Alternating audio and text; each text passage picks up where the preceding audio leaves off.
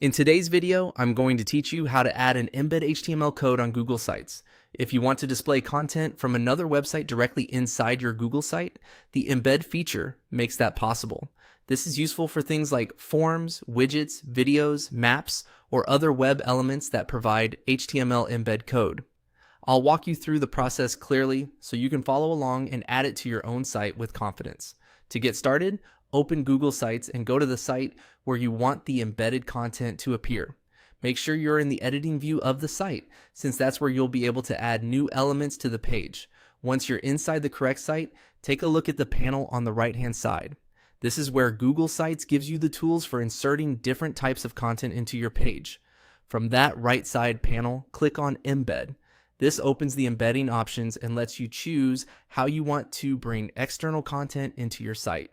Google Sites usually gives you more than one way to embed something, so the next thing you'll do is select the option for embed code. This is the choice you'll use when you already have HTML code copied from another website. Now paste the HTML code from the site you want to embed into the box provided.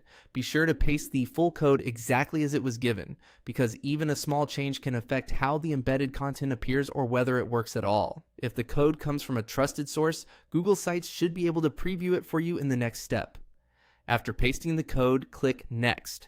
This allows Google Sites to process the HTML and generate a preview of the embedded item. At this stage, it's a good idea to quickly review the preview and make sure it looks like the correct content.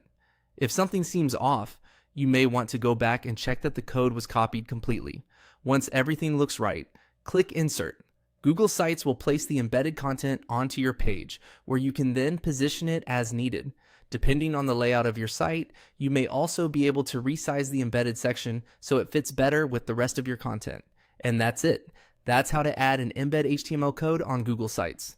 After inserting it, don't forget to review the page and publish your changes when you're ready for others to see the updated version of your site.